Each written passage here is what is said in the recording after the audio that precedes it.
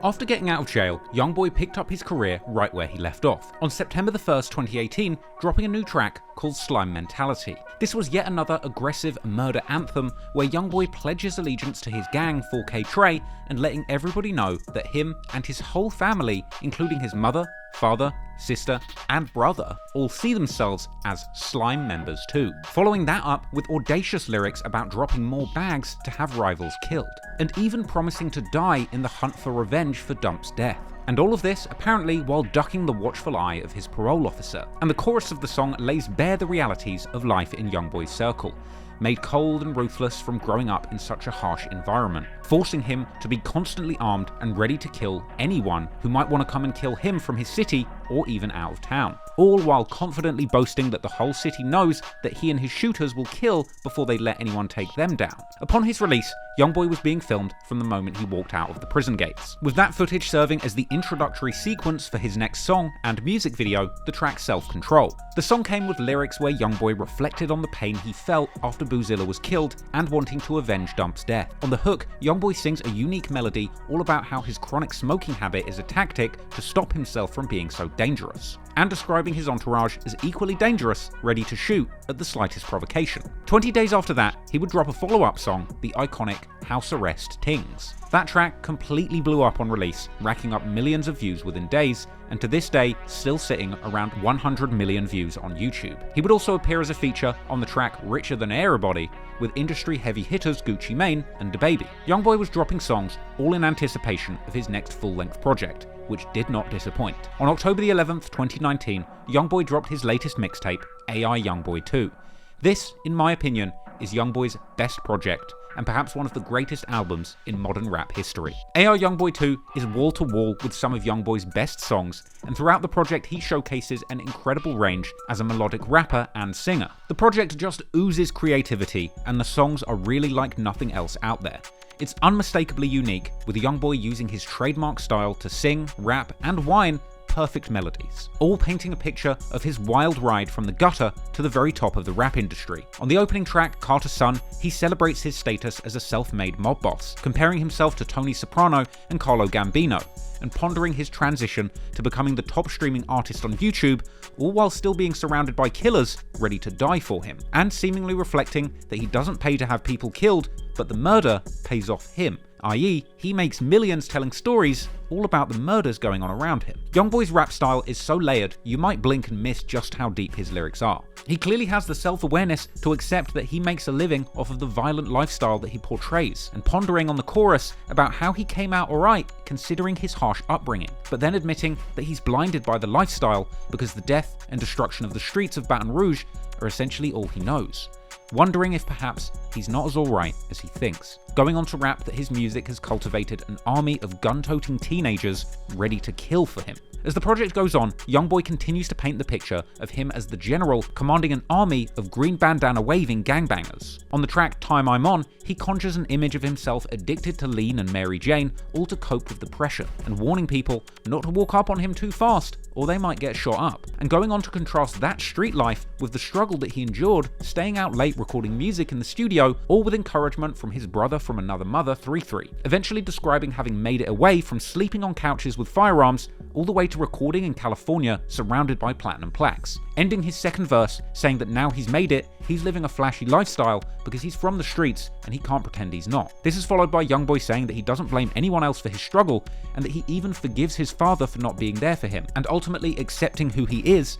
and the fact that he will probably have to continue carrying firearms. The project also featured the future hit song Make No Sense, a track that would go viral the following year, notable for its lyrics where Youngboy shouts out Atlanta rap legend Gucci Mane, with the catchy line, "I feel like I'm Gucci Mane in 2006, garnering a lot of popularity. A cloaked reference to Gucci Mane beating murder charges back in 2006, a story which I actually covered on the channel many years ago. On the track Rich as Hell, Youngboy gives a vivid description of the flaws of his life as a successful gangster rapper, and despite being, as the song title suggests, rich as hell, he finds himself awake at night, tossing and turning, unable to forget about the bodies on his mind, reminiscing on smoking dangerous fake dope in jail in between interrogations with detectives where he would tell them nothing. On the track Headblown, Youngboy seems to become a real-life GTA character, riding the beat and rapping melodically all about his life, driving Lambos, shopping for ammunition, customizing his watches, and all of that while ready to kill any op who dares to try him. But on the song Renada, Youngboy switches up his style completely, delivering a heartfelt thug love anthem,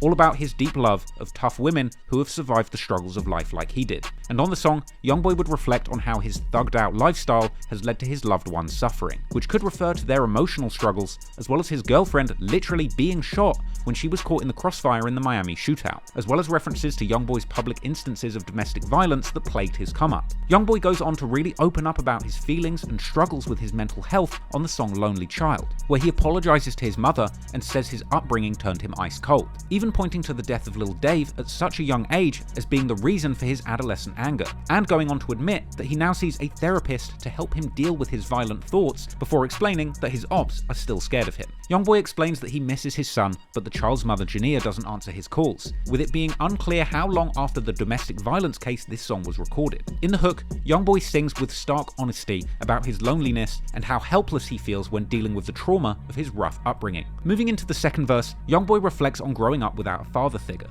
and calling Never Broke Again co-founder Montana his father, as well as the confusion of calling 3-3's mother his mum, but still needing the love from his biological mother Sharonda. He would go on to paint a portrait of his depressing life, unable to leave his home with an ankle monitor constantly beeping, all while he's down and lonely. Youngboy says that he prays that the youngsters growing up in the hood that he came from can make it out alive. This is followed by a moving line about the late Dump, as Youngboy states that he just wishes that he could hear Dump talk to him one more time, and going on to acknowledge that even the killers get killed themselves, and saying that no matter what, he will always shoot to avenge any of his friends who lost their lives. This is one of Youngboy's most potent pain songs, which really paints a portrait of a young man truly suffering and understanding the consequences of the lifestyle that he's lived. This track is followed up by a swift change in tone, with the next track, Gang,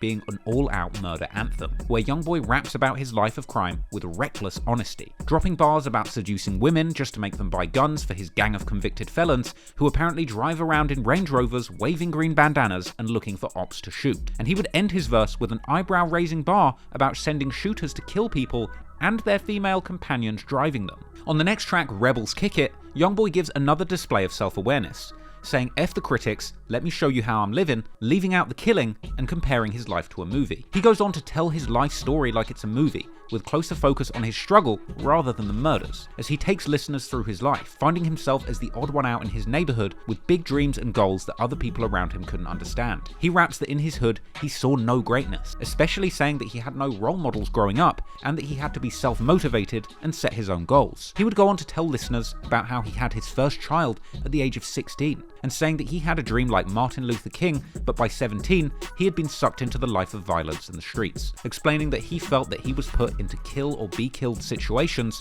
and that he still speaks with his pastor to try and understand how he should feel about this position that he was placed in. He then moves into the second verse, finding himself hearing about people who are plotting to kill him and ultimately having to put hits on them first, and ultimately ending this verse by thanking his gang for being there for him and driving him to the ops when he wanted to slide on them, presumably another reference to that incident where he caught 2 charges of attempted murder. On the next song, Outta Here Safe, Youngboy continues to talk about his entourage of gangsters, rapping that if you invite him to your party, they're likely to kill someone. The song was also notable for including 2 rappers that Youngboy had signed to his NBA label, No Cap and Quando Rondo, with Quando's verse being particularly notable for a lyric where he shouts out his right-hand man and shooter Lil Tim, saying that he's trying to kill his ops. An eerie lyric that would gain much more prominence a year later when Lil Tim would end up shooting Chicago rapper King Von dead. In the next track, In Control, we get another bold murder anthem aiming to stoke the ongoing beef with his Baton Rouge rivals. And Youngboy would appear to diss G Money and Fredo Bang once again,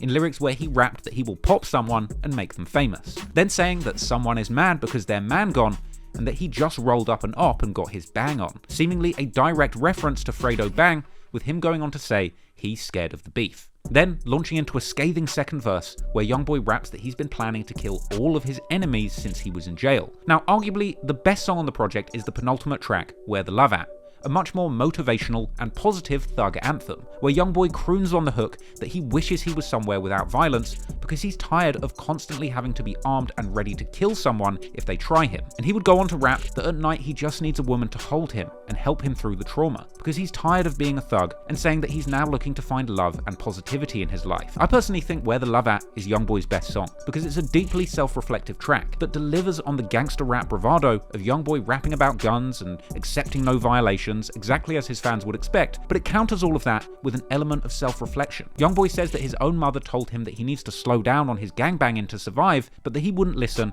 and that he told her he is ready to die about the streets. But Youngboy ends the verse reflecting on being fresh out of jail and looking to focus his life on getting money and becoming a boss. In the second verse, Youngboy reflects on wanting to be there for his own kids and not become an alcoholic like his father. But he goes on to actually forgive his father in deep lyrics, where he raps that he wants to see his father free because his dad needs a second chance, and he claims that he could now show his own father how to be a real man, acknowledging that his father went to jail because he was trying to make money for the family, but in the criminal way. And Youngboy says that now he's made it, he's got the money to take care of his family, and his father would never need to break the law again. And I really think lyrics like this need to be celebrated. Setting aside all of the violence, Youngboy is really saying something important here. It was a cycle of poverty and violence that ended up putting his father in jail for 55 years. But now, with his own success through music, Youngboy has broken this curse and created generational wealth, so his family never need to risk their freedom anymore. This song perfectly illustrates the impossible position that Youngboy found himself in. Now the most famous and richest rapper to come out of Baton Rouge, he should no longer have to live a life of crime to provide for his family. But unfortunately, due to his status and the way that he rose to the top, his enemies would always want to see him dead, forcing him to be surrounded with guns and gang members in order to stay safe. With his proximity to firearms whilst being on probation, essentially creating a catch-22 that almost guarantees he will eventually end up back behind bars. Ultimately, Youngboy, stuck on house arrest, poured his heart into his music, and it resulted in one of the most incredible bodies of work in rap history. AR Youngboy 2 scored a roaring debut, selling an impressive 110,000 units in its first week, and earning Youngboy his first #1 Billboard 200 chart hit. But that wouldn't be Youngboy's only chart milestone that week, as the week before AR Youngboy released, Youngboy would end up collaborating with Chicago pop rap star Juice WRLD on the song Bandit. The pairing of Juice WRLD and Youngboy made for an incredible duo,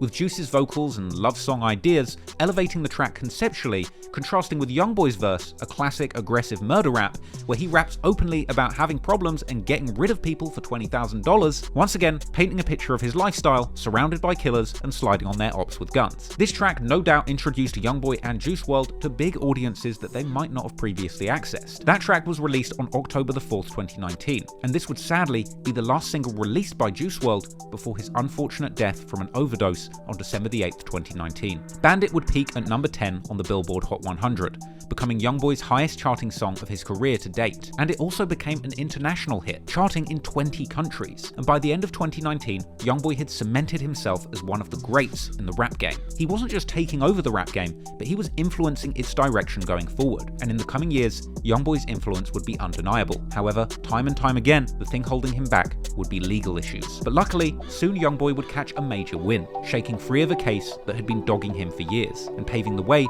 for him to follow up AR Youngboy 2, eventually going on one of the most impressive runs that the rap game had ever seen. If you found that clip interesting, please hit the like and subscribe button, and if you want to watch the full-length version of this video, check out the documentary on my main channel, Trap Law Ross, and if you want the uncut version of that documentary with 30 minutes of footage I cannot show you on YouTube, then head on over to patreon.com/traplawross, where you can watch all of my best videos completely uncut for just $2. And if you want to keep in touch and get updates on the next documentaries that I'm going to be dropping, make sure you follow me on Instagram at traplawross. Appreciate it. Peace.